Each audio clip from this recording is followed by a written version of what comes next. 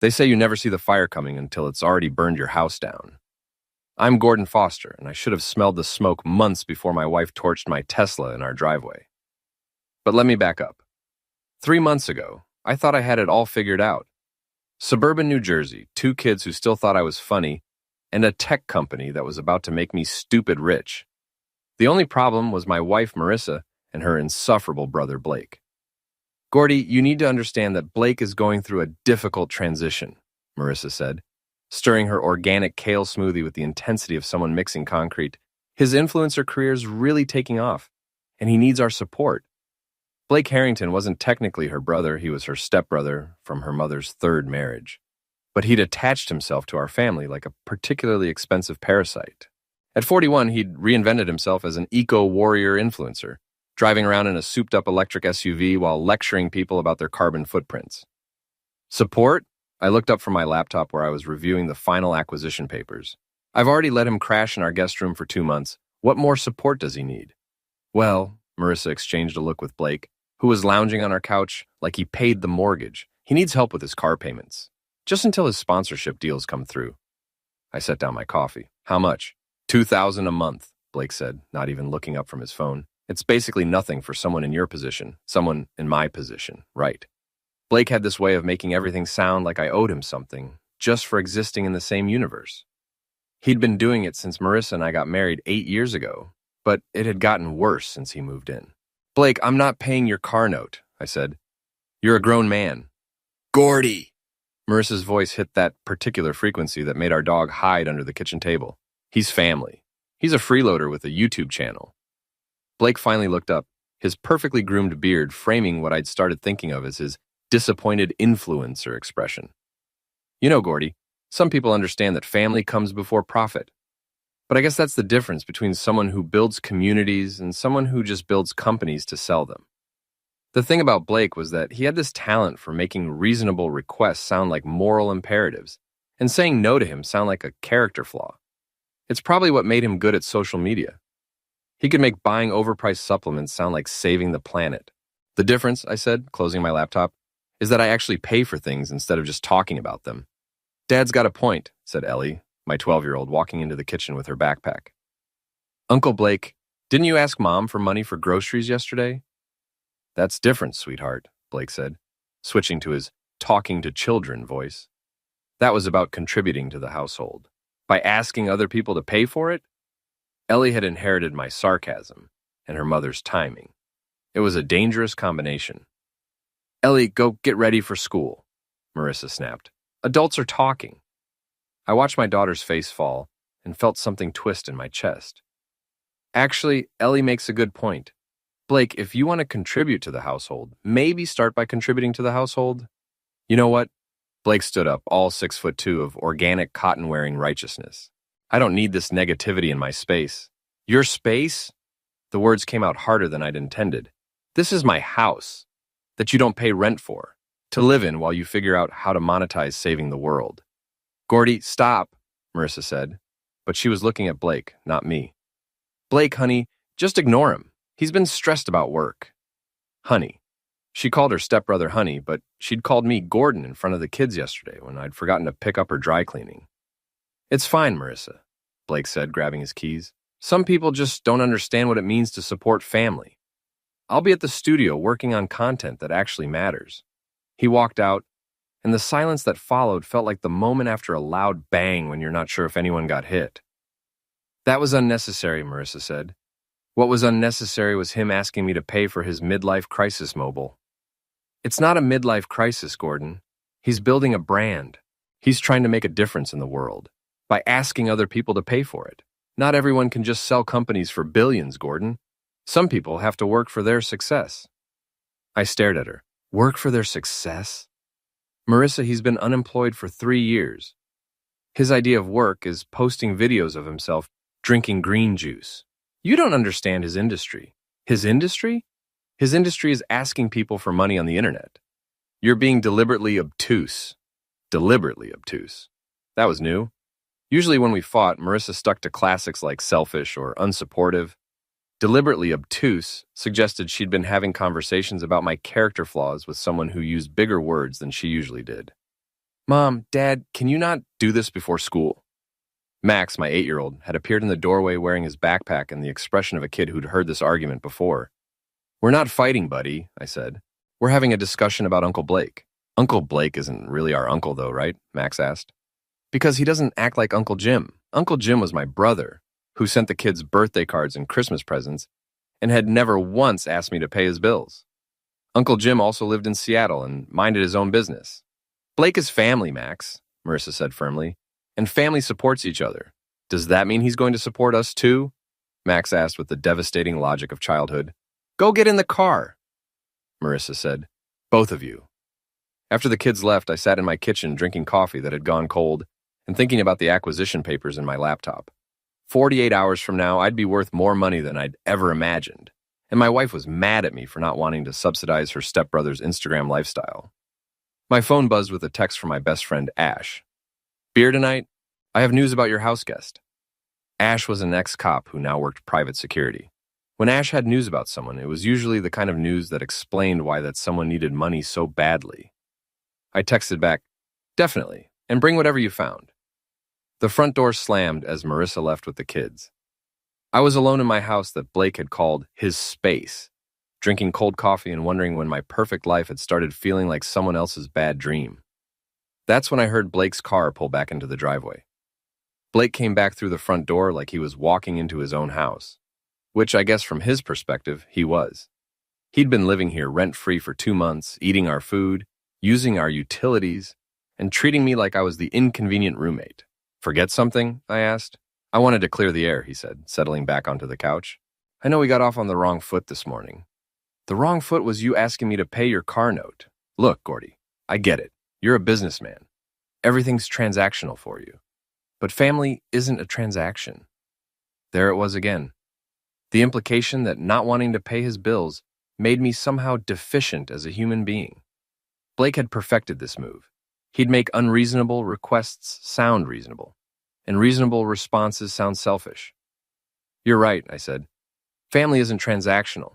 So when do you start contributing instead of just taking? I contribute plenty. I help around the house, I spend time with the kids, I bring a different perspective to this family. Blake, you don't help around the house. Marissa does your laundry, and your different perspective seems to mostly involve explaining why other people should pay for your lifestyle choices. Lifestyle choices?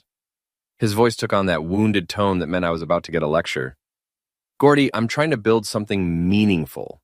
I'm trying to use my platform to educate people about sustainable living and environmental responsibility. Not everyone can just write code and cash out. Right, but someone has to pay for the platform and the car and the organic food and the rent. I'm not asking for charity, Gordy. I'm asking for investment. In 6 months, when my channel hits 1 million subscribers, you'll see returns that make your tech company look like a lemonade stand. I almost laughed. Blake, you have 12,000 subscribers. Most of them are bots. How do you know that? Because I looked. Because when someone asks me for $2,000 a month, I do basic research. His face went red underneath his carefully maintained beard.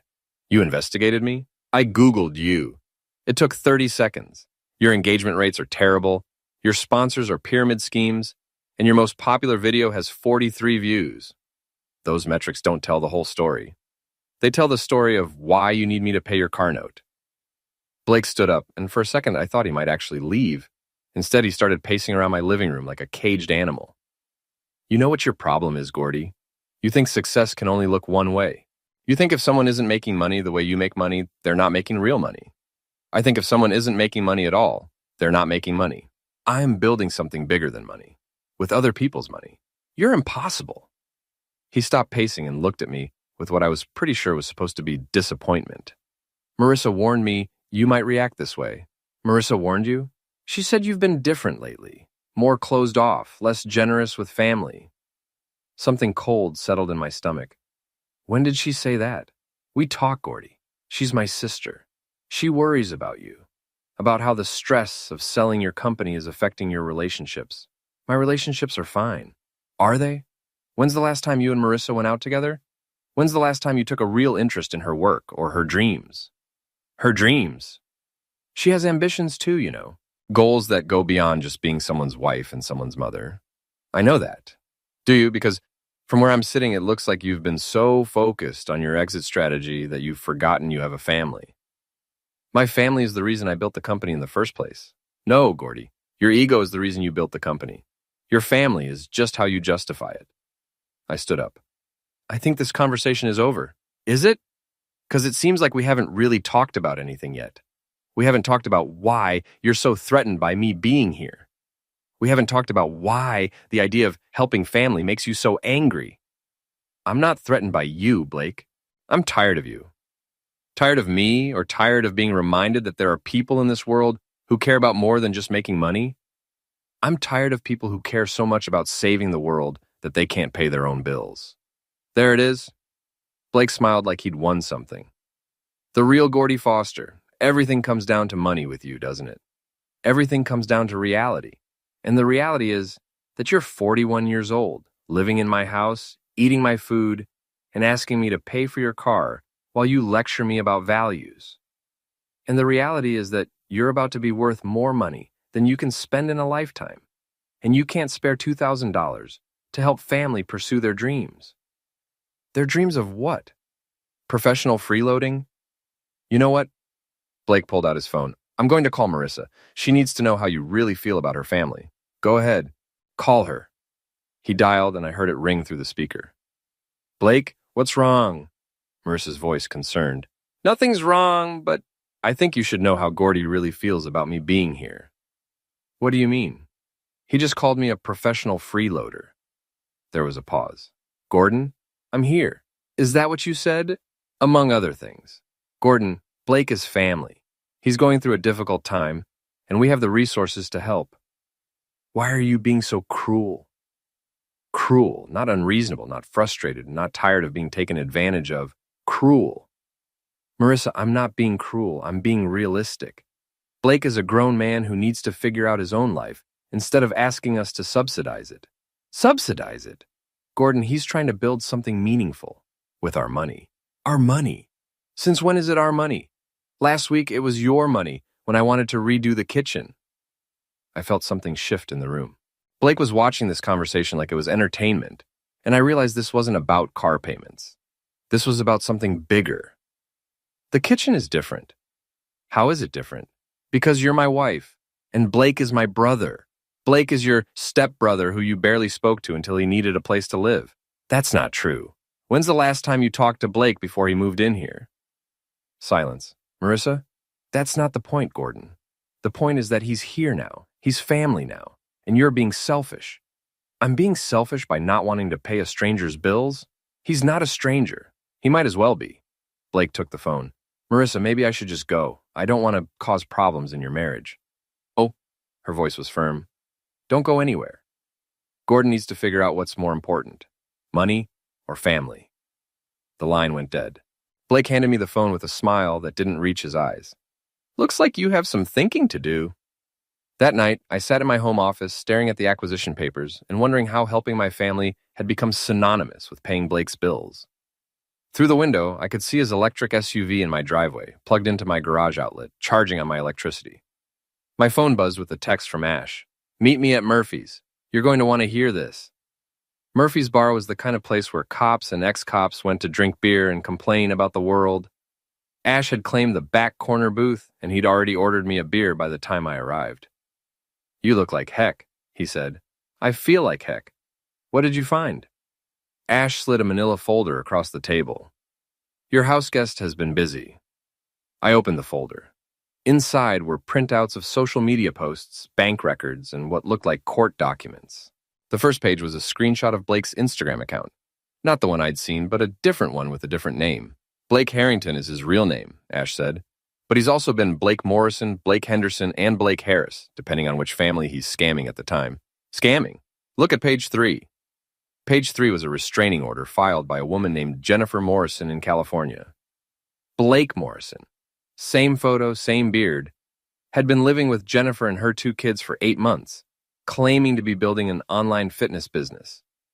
When Jennifer finally asked him to contribute to household expenses, he'd convinced her teenage daughter that Jennifer was being unsupportive of his dreams. The situation had escalated until Jennifer had to get a court order to remove him from her house. There's more, Ash said. Page 5. Page 5 was a similar story from Arizona. Blake Henderson had moved in with a divorced woman named Carol, claiming to be her late husband's army buddy. He'd lived there for 6 months, started an online relationship coaching business that never made money, and gradually turned Carol's friends against her by suggesting she was too controlling and materialistic. How many families? I asked. That I could find, 4 in the last 3 years. Always the same pattern. He targets women who are either divorced or married to men who travel for work. He positions himself as the supportive family member or friend who understands them better than anyone else. He moves in temporarily, starts a business that requires startup money, and gradually makes the woman feel guilty for not supporting his dreams. And the husbands? The husbands get painted as selfish, materialistic, and emotionally unavailable. Blake becomes the sensitive man who really listens, who really cares, who's just trying to make the world a better place. I felt sick. Marissa.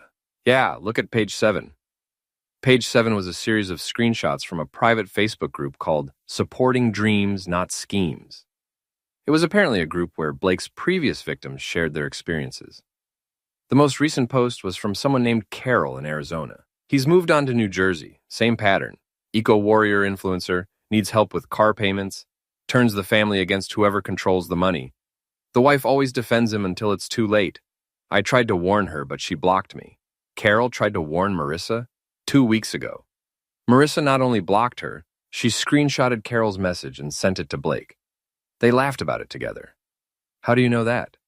Because Blake posted about it on his private Instagram, the one where he brags about his conquests. Ash handed me his phone. On the screen was a post from Blake's private account. Latest Mark's husband is getting suspicious, but the wife is completely hooked. She actually blocked one of my exes who tried to warn her. These suburban housewives are so desperate for attention, they'll defend me against their own families. 2 more months, and I'll have enough for the move to Florida. The move to Florida. I scrolled through more posts. Blake had been planning this for months. He'd researched our family, our finances, our marriage. He'd targeted Marissa specifically because her social media posts indicated she felt unappreciated and overlooked.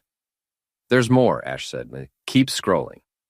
The next post was a photo of Marissa and Blake together, taken in what looked like a hotel room. The caption read, "Sometimes the side benefits make the job worthwhile. Husband's so busy with his company sale, he has no idea his wife needs real attention." I stared at the photo. Marissa was wearing a dress I'd never seen before, and she was looking at Blake the way she used to look at me. Gordon, when was this posted? Last week, while you were in Boston for the acquisition meetings. I scrolled further. There were more photos, more posts. Blake documenting his seduction of my wife like it was a game. Screenshots of text messages where Marissa complained about me, about how I didn't understand her, about how Blake was the only one who really listened to her dreams. There's one more thing, Ash said gently. The car payments he's asking for? The car is already paid off. He owns it free and clear. He's just seeing how much he can get out of you before he moves on. I closed the phone and handed it back. The bar felt too loud, too bright, too full of people who weren't dealing with the fact that their entire life had just been revealed as a lie.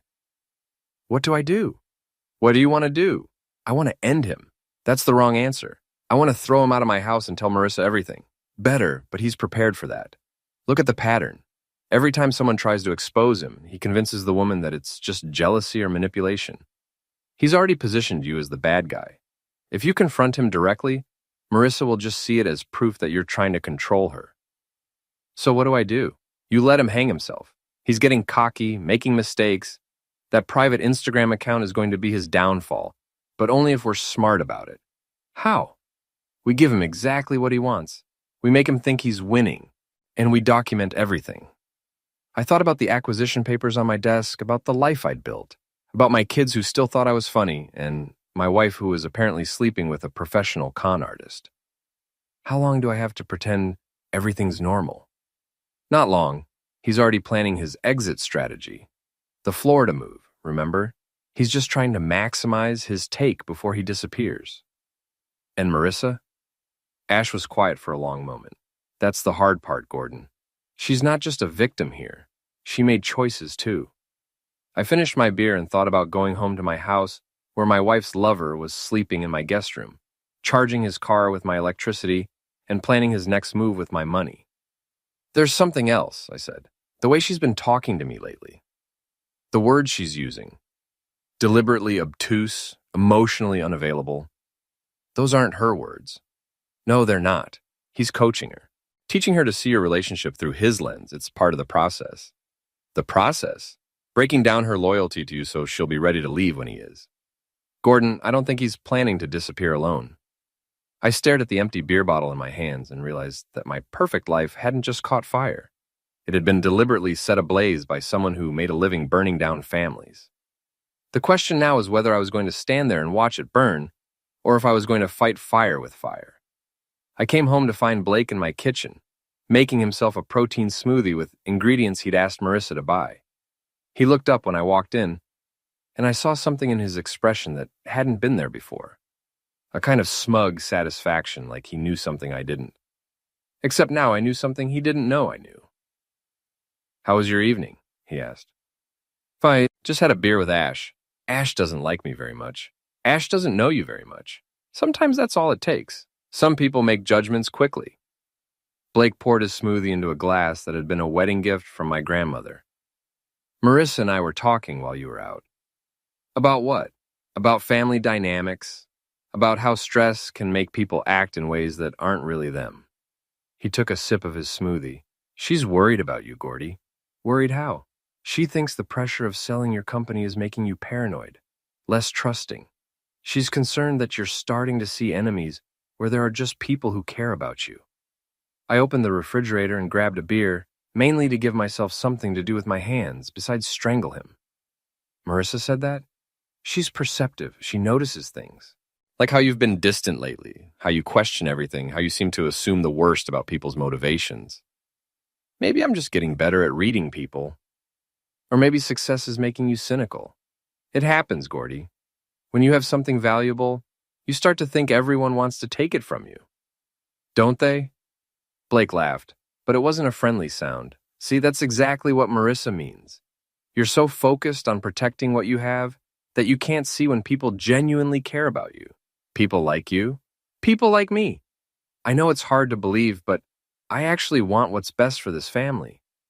Even if that means dealing with your suspicion and hostility. That's very generous of you. It's what family does." I took a long drink of my beer and studied Blake's face. He was good. I had to give him that. Even knowing what I knew, there was something almost believable about his wounded sincerity. "Blake, can I ask you something?" "Of course. What's your endgame here?" "My endgame?" "Your plan.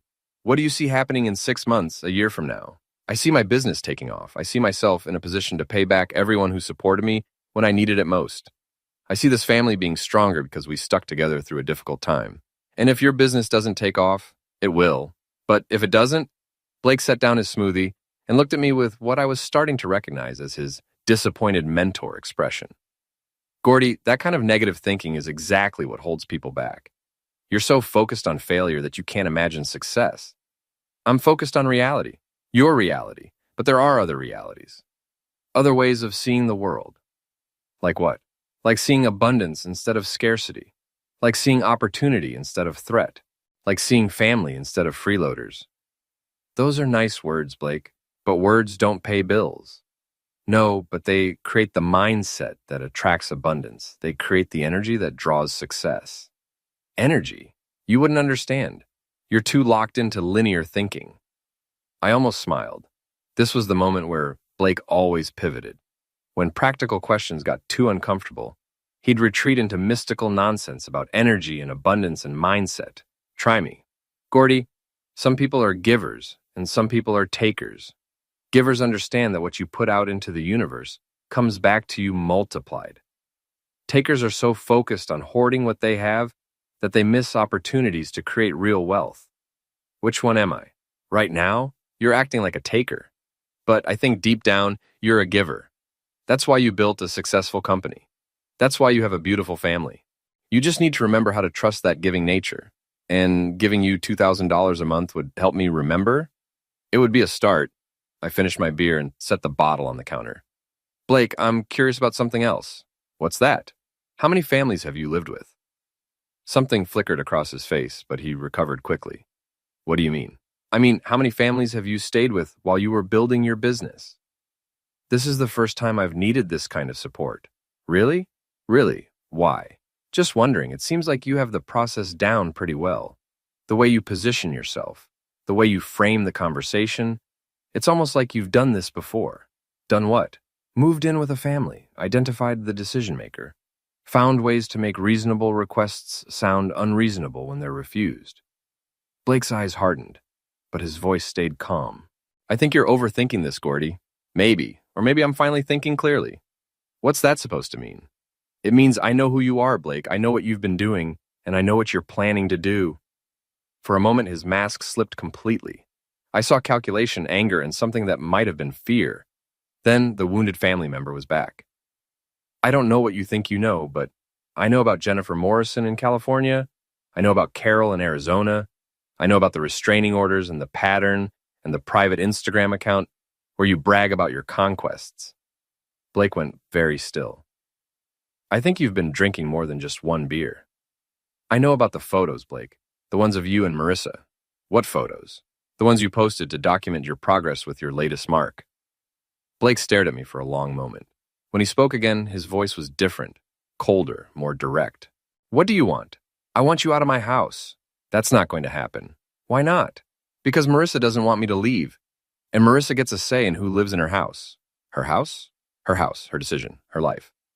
Blake smiled, and it wasn't pretend anymore. You know what your problem is, Gordy? You think owning things means controlling people. But people aren't things, and Marissa isn't your property. No, she's your target. She's a woman who feels unappreciated and overlooked by a husband who's more interested in his bank account than his family. I didn't create that situation, Gordy. I just recognized it and exploited it.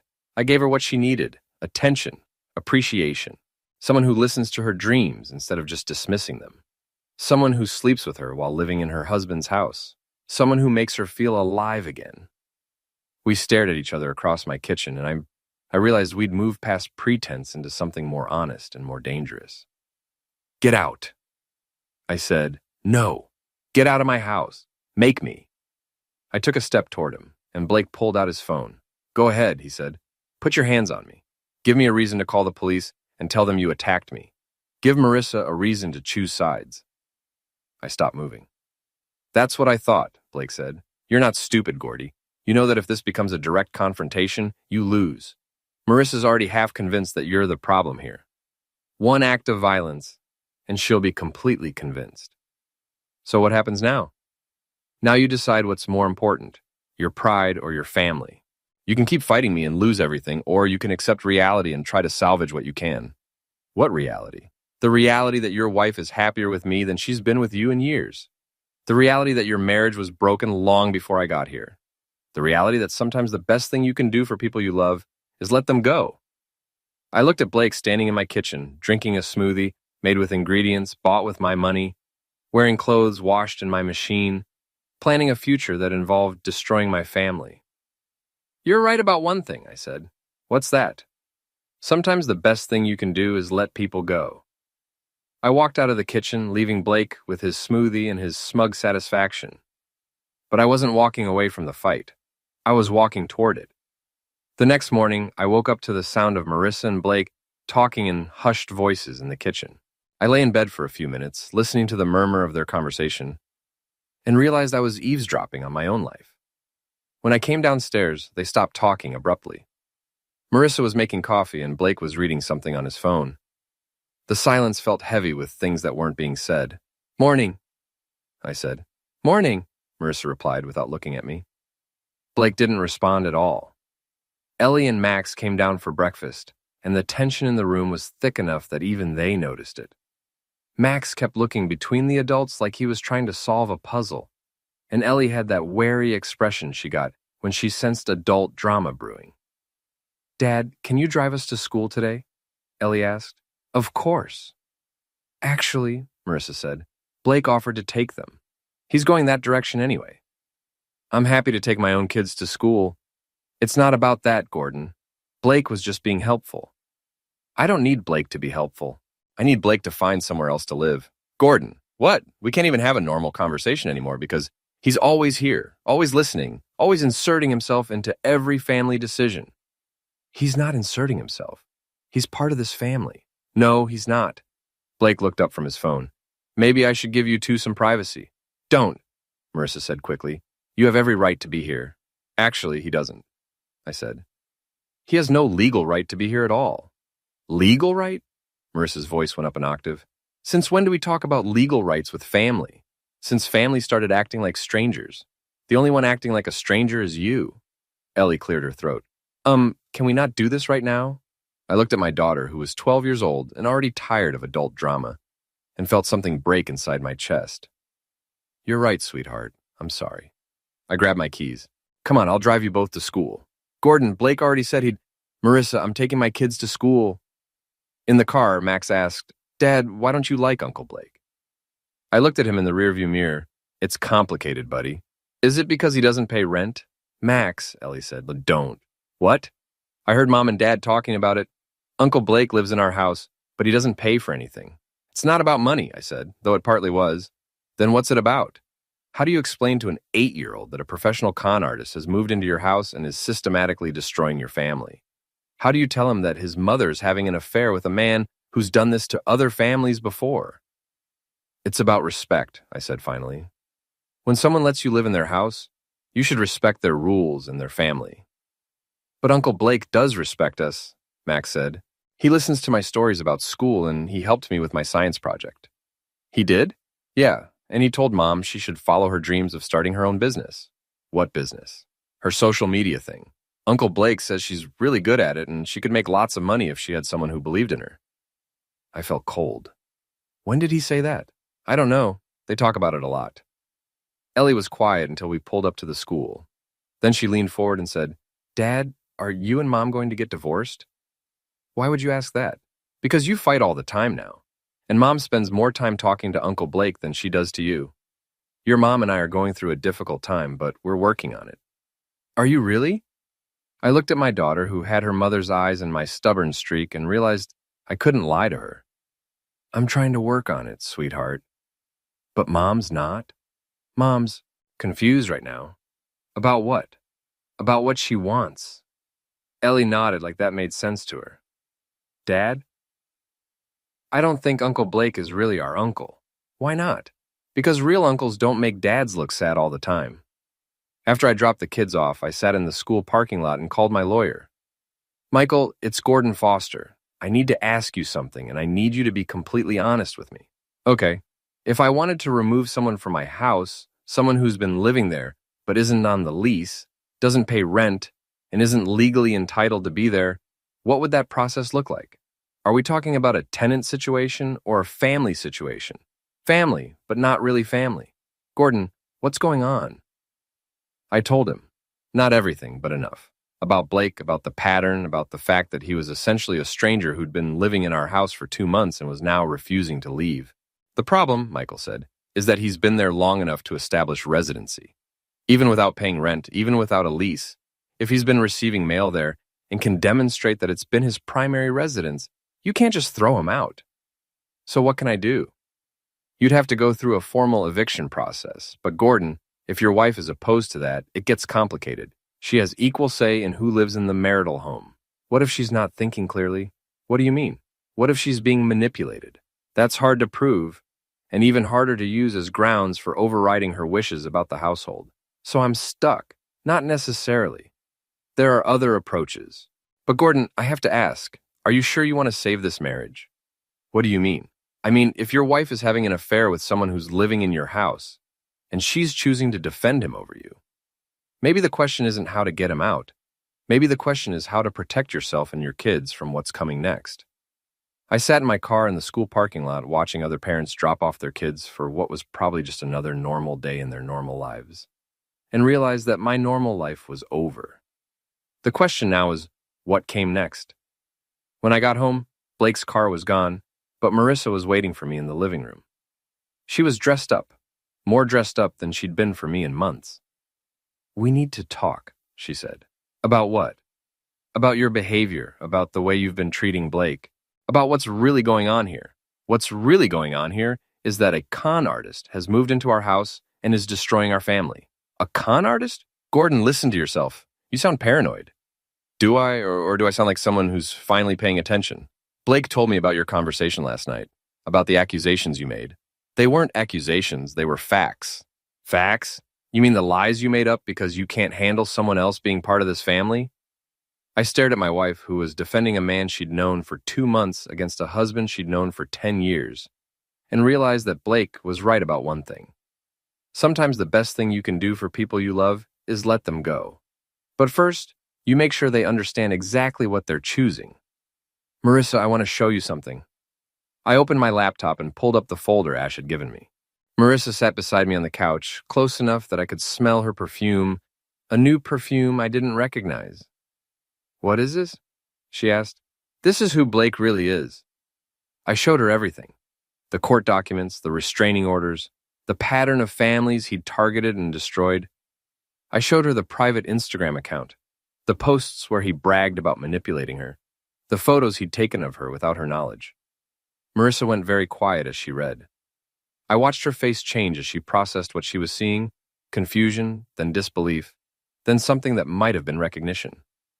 This can't be real, she said finally. It's real. These women, they're jealous. They're trying to cause trouble. 4 different women in 4 different states? Maybe they know each other. Maybe they planned this. Marissa, look at the dates. Look at the pattern. Look at the photos he posted of you. She stared at the screen at a photo of herself that Blake had captioned with a joke about how easy it was to seduce neglected housewives. He wouldn't do this, she said, but her voice was smaller now. He did do this. He's doing it right now. You don't understand. Blake and I, we have a connection. He sees me in a way that you don't. He sees you as a mark. That's not true. Marissa, read his posts. Read what he says about you when he thinks no one is looking. She read them. All of them. The ones where he called her desperate. The ones where he laughed about how easy it was to turn her against me. The ones where he planned his exit strategy and talked about taking her with him to Florida. When she finished reading, she closed the laptop. I need to think, she said. What's there to think about? You don't understand. Even if some of this is true, it doesn't change how I feel. How you feel about what? About us. About our marriage. Blake didn't create the problems we have, Gordon. He just helped me see them clearly. What problems? You're never here. When you are here, you're working. You don't listen to me. You don't support my dreams. You don't make me feel like I matter. So you decided to have an affair? I decided to find someone who appreciates me. Someone who's done this to 4 other families. Someone who makes me feel alive. I stared at my wife, who had just admitted to having an affair with a con artist and was somehow making it sound like my fault. Marissa, he's going to leave. You know that, right? In a few months, when he's gotten whatever he can from us, he's going to disappear, and you'll be left with nothing. Maybe, or maybe he'll take me with him. And the kids? The kids will be fine. They'll adjust. You're talking about abandoning your children for a man you've known for 2 months. I'm talking about finally putting myself first for once in my life. That's when I heard the front door open. Blake was back. He walked into the living room and immediately sensed the tension. His eyes went to the closed laptop, then to Marissa's face, then to mine. Everything okay? He asked. Gordon showed me some things, Marissa said, about your past. Blake's expression didn't change. What kind of things? Court documents, other women, posts you made about me? And what did you think about those things? I think someone's been working very hard to make you look bad. Blake smiled. Someone has. He sat down next to Marissa, close enough that their legs touched. Gordy, I have to admit, I'm impressed. You did your homework. You found some very creative ways to make my past relationships look suspicious. Creative? Those court documents are real, but they don't tell the whole story. Those women were unstable, manipulative. They turned on me when I wouldn't let them control me. And the Instagram posts? Fake. Anyone can create a fake social media account and post whatever they want. You of all people should know how easy it is to manipulate digital evidence. I felt something cold settle in my stomach. He was good. Even confronted with overwhelming evidence, he was turning it around, making me look like the manipulator. Marissa, I said, the photos are real. You can see yourself in them. Photos can be edited, Blake said. Posts can be backdated. Gordon, you're a tech guy. You know how easy it would be to create a fake account and fill it with manufactured evidence. Why would I do that? Because you're losing control. Because your wife is finally standing up for herself, and you can't handle it. Because you'd rather destroy me than admit that your marriage has problems. Marissa was nodding along. That makes sense. It makes sense that I would fabricate court documents from 4 different states, It makes sense that you would do whatever it takes to get rid of someone who threatens your control over this family. I looked at my wife, who was choosing to believe an obvious lie rather than face an uncomfortable truth, and realized that Blake was right about something else. You can't save someone who doesn't want to be saved. Okay, I said. Okay, what? Marissa asked. Okay, you win. Blake can stay. I'll pay his car note. I'll support his business. I'll be the supportive family member you both want me to be. Blake looked suspicious. Just like that? Just like that. You're right, I've been selfish and controlling. I've been so focused on protecting what I have that I couldn't see what was really important. What's really important? Marissa asked. Family. Supporting each other's dreams. Being generous instead of suspicious. I reopened my laptop and pulled up my bank account. Blake, you said you needed $2,000 a month for your car? That's right. What if I made it $5,000? Give you some extra money to really invest in your business? Blake's eyes lit up, but he tried to look modest. That's very generous, Gordy, but I don't want to take advantage. You're not taking advantage, you're family. I transferred $5,000 to Blake's account while they watched. There, I said. First month's payment. Gordon, Marissa said. I don't know what to say. Don't say anything. Just be happy. Blake was staring at his phone where he'd just received a notification about the deposit. This is really generous. It's just the beginning, I said. I want to support your dreams, Blake. Both of your dreams. What do you mean? I mean, if you two want to be together, I'm not going to stand in your way. Marissa went pale. Gordon, what are you saying? I'm saying I love you enough to let you go. If Blake makes you happy, if he gives you what I can't give you, then maybe you should be with him. I don't understand. I'm saying I'll give you a divorce, a generous divorce. You can take half of everything, including the money from the company's sale. You and Blake can start fresh anywhere you want. Blake was trying to hide his excitement, but I could see it in his eyes. This was better than he'd hoped for. What about the kids? Marissa asked. The kids will stay with me. You can visit whenever you want, but they need stability. They need a parent who's committed to being a parent. Gordon, I don't want to lose my children. Then don't leave. But if you stay, Blake leaves. Tonight. And we never speak of this again. Marissa looked between Blake and me, and I could see her calculating. Half of my company sale was more money than she'd ever imagined having. Enough to start over anywhere, to live any kind of life she wanted. I need time to think, she said. Take all the time you need, I said. But Blake, I'm going to need an answer about the living situation. Either you're leaving with Marissa, or you're leaving alone. But you're leaving. What if I want to stay and work on my relationship with this family? Your relationship with this family depends on your relationship with Marissa. If she chooses to stay married to me, then you and I don't have a relationship. Blake looked at Marissa. What do you want to do? I don't know. Well, I said, standing up, you have until tomorrow to decide. I'm going to pick up the kids from school. When I get back, I'd like to know what my family is going to look like. I left them sitting on my couch in my living room, trying to decide whether to destroy my family for money or for love. But I wasn't really giving them a choice. I was giving them exactly what they wanted, in exactly the way that would destroy them both. Because sometimes the best revenge is giving people what they think they want. I picked up the kids from school and took them for ice cream. We sat in the park, and I watched them play on the swings while I waited for my phone to ring. It rang at 4:17 p.m. Gordon? Marissa's voice was shaky. We need to talk. What did you decide? I want the divorce. And Blake? Blake is coming with me. Where will you go? Florida. Blake has opportunities there. Of course he did. Blake always had opportunities wherever he was planning to go next. When? As soon as possible. Blake thinks it's better if we don't drag this out. Blake would think that. Blake was probably already planning how to spend his share of my money. Okay, I said. I'll have my lawyer draw up the papers. Gordon, I want you to know that this isn't easy for me. I know. I do love you. I need something different. I understand. Do you hate me? I watched my kids on the playground, laughing and playing like their world wasn't about to change forever. No, Marissa, I don't hate you.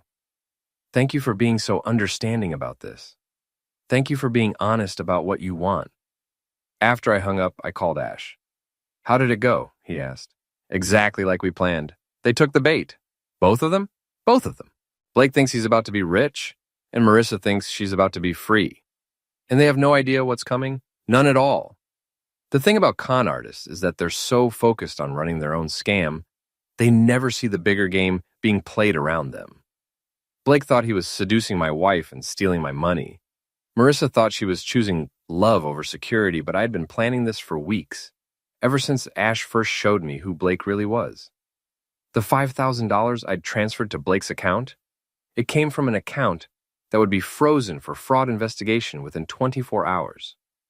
The generous divorce settlement I'd promised Marissa, it was contingent on a prenuptial agreement she'd forgotten she'd signed, an agreement that became void in cases of adultery.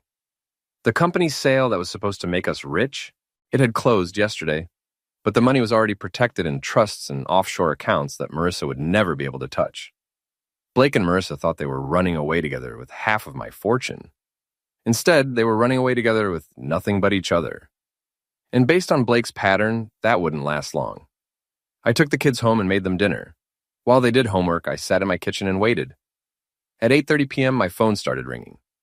First, it was Blake, screaming about frozen accounts and fraud investigations. Then it was Marissa, crying about prenups and lawyers and money that had disappeared. Then it was Blake again, this time blaming Marissa for not understanding the legal documents she'd signed. Then it was Marissa, suddenly realizing that running away with a con artist might not have been the best decision she'd ever made. I didn't answer any of the calls. At 10 p.m., they both showed up at my door. "Gordon, we need to talk," Marissa said. She'd been crying. "There's been a misunderstanding," Blake said. He wasn't as smooth as usual. "What kind of misunderstanding?" "The money," Marissa said. "It's gone, all of it." "What money?" "My settlement, the divorce money. It's not there." "Oh, that money. That was contingent on the prenup being valid." "What prenup?" I handed her a copy of the document she'd signed 8 years ago. "The one where you agreed that adultery would void your claim to marital assets." Marissa stared at the paper. "I forgot about this." "I didn't." Blake stepped forward. "Gordy, I think there's been a misunderstanding about my situation too." "What situation?" "The account you transferred money to. There seems to be some kind of fraud investigation." "Really? That's strange. What kind of fraud?" "They're saying the account was opened with false information." "Was it?" Blake's jaw tightened. "The point is there's been a mistake. The mistake was you thinking I was stupid enough to give you real money." "Gordon," Marissa said, "please, we can work this out. I don't want the divorce anymore." "I do." "But the prenup means you get nothing. But I'm still divorcing you. Where will I go?" I looked at Blake. "I'm sure Blake will take care of you. After all, he's got those opportunities in Florida." Blake was backing toward the door. "Actually, Marissa, I think I need to handle my legal situation first. Maybe we should postpone the Florida plan." "Postpone it? Just until I get this sorted out." Marissa turned to look at Blake, and I saw the exact moment when she realized what was happening. Blake was